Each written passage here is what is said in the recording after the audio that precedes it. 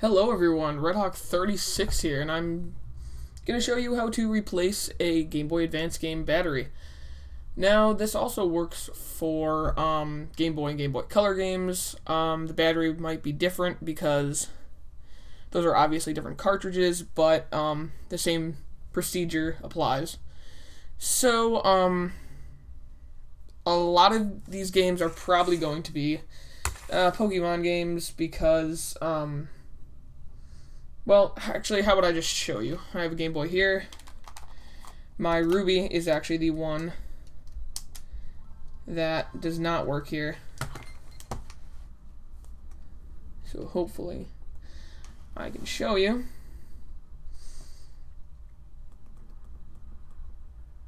And okay, so you can see a message pops up. It says the internal battery has run dry. The game can be played. However, clock-based events will no longer occur. So that would be things like berry growing and the tides and the shoal cave, I believe it's called. I haven't played Gen 3 in a while.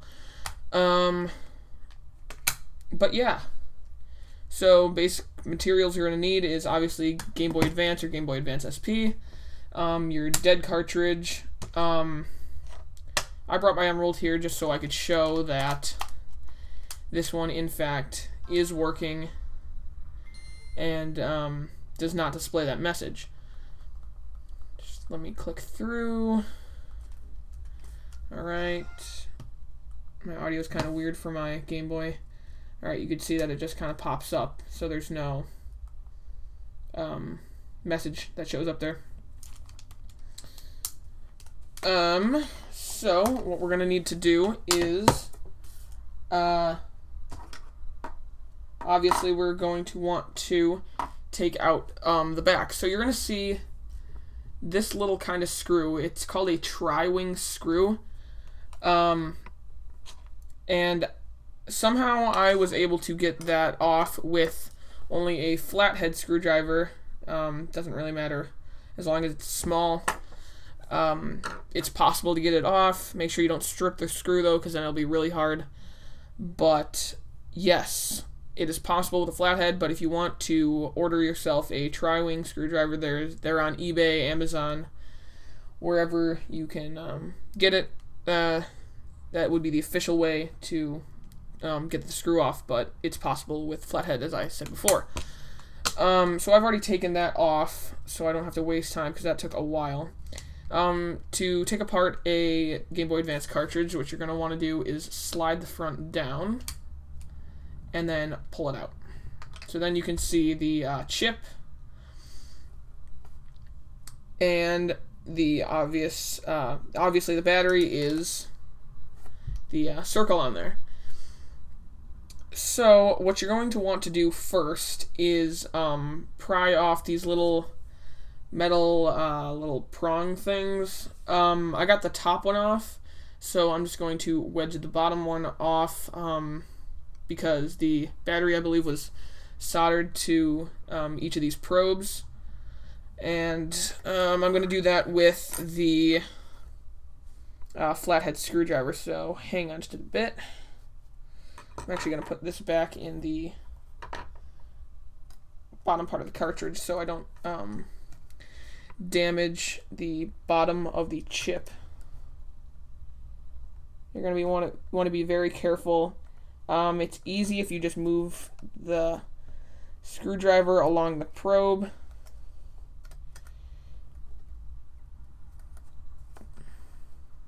So I'm just going to lift this and show you what's going on here. So you can see that this one is off, but I need to get this one off of the battery here.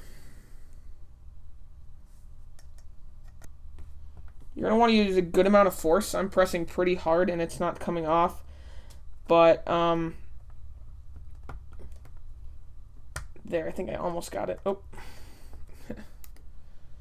But just, you want to make sure that you are not damaging the chip, because obviously a damaged chip isn't going to play very well.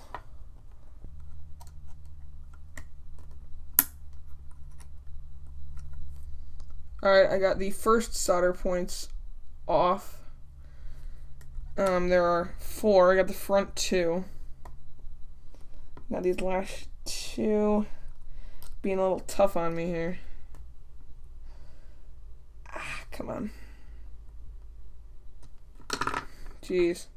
Yeah, it's really hard to be forceful and careful at the same time, as you could imagine.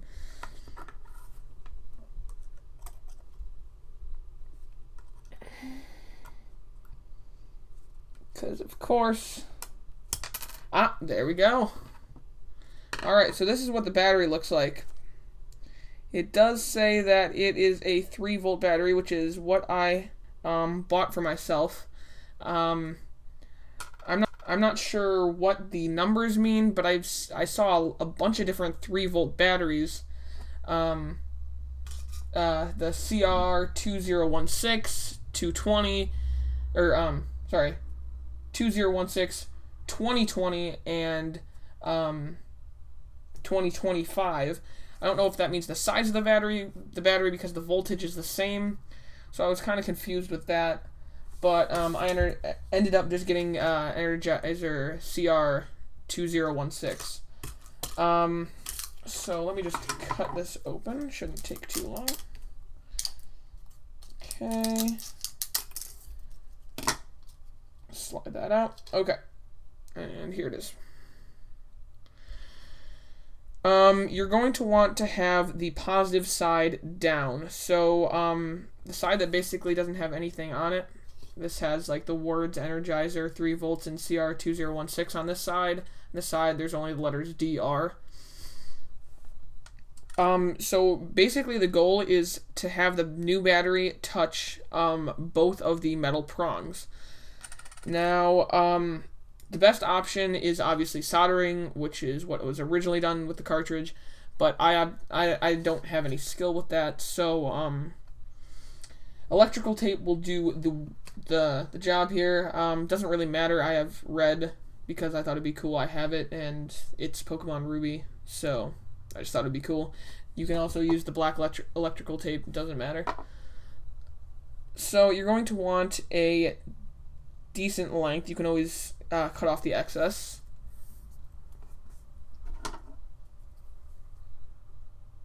Here we go. Okay. Oh. There we go. Okay. So what you're going to want to do is lift the first probe. Ah. Tape, come on. Work with me, tape. Alright. You're going to want to lift the bottom metal probe up. Put the non-sticky side facing down, so sticky side facing up.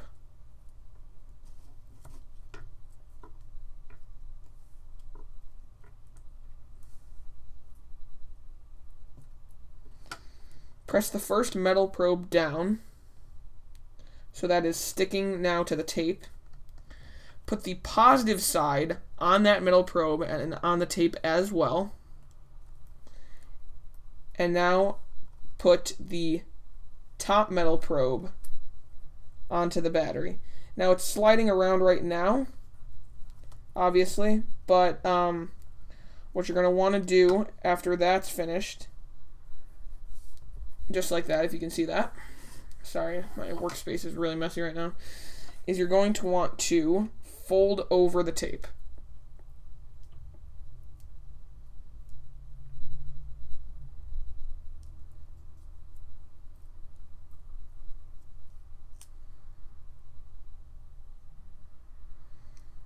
Okay, and now that it's secure, you can cut off the rest of the tape.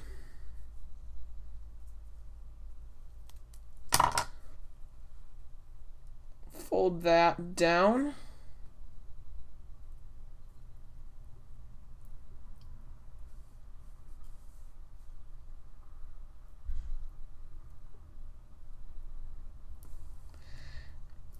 And there you go, your new battery's in. So now what I'm going to want to do is check to see if I did this right. Put it back in its case. Insert the top. Obviously now it is kind of bulgy, so it's going to be tough to close, but Again, a little bit of force will never hurt. And there we go. Our cartridge is put back together. And of course, if you want to screw it back in, you can. It's not needed to, but yes, if your screw is not stripped, then it would be a good idea to put it in. But I'm just going to demonstrate that hopefully my game now has a new battery. Yeah, the audio is not working on my Game Boy. Just shows how old it is. Alright, let's just see.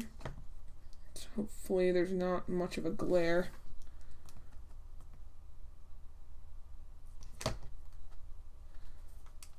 It says the internal batteries still run dry.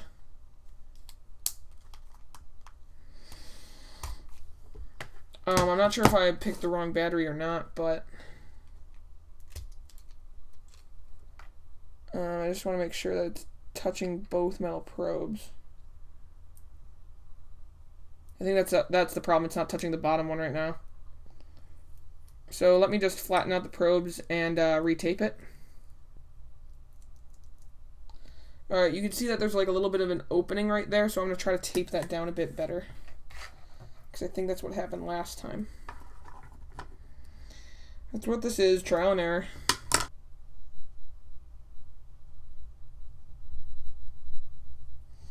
And hopefully the cartridge pressing down on the battery will also help.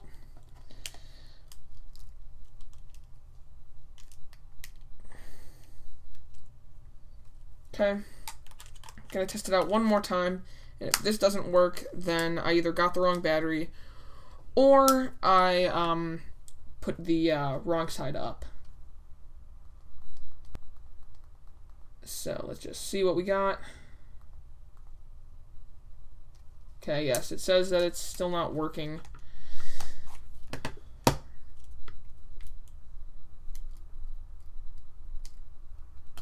Okay, last try. I'm going to...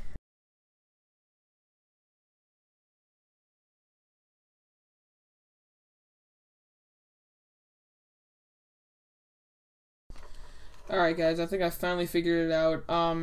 Yeah, it just ends up that, yes, the positive side is supposed to be facing downwards. But I just, the metal probes weren't touching the battery enough, but I finally altered it enough that it would work, and I will be able to show you that the battery has been replaced correctly. And you can see that there is no message saying that the internal battery has run dry. But yes, so just remember, all you need is your Game Boy Advance or Advance SP, your Game Boy game that needs the battery, flathead screwdriver or tri-wing screwdriver to unscrew that screw. I didn't put it back on yet, as you can see, but you don't really need to see that. Some electrical tape, obviously a new battery, so that means the CR2016 did work. I got Energizer, but you guys can get Duracell or any other battery company, it really doesn't matter. And yeah, that's about it. Thank you for watching, and you have replaced your Game Boy Advance cartridge battery. So, till next time, I'm RedHawk36, and I'll see you guys later.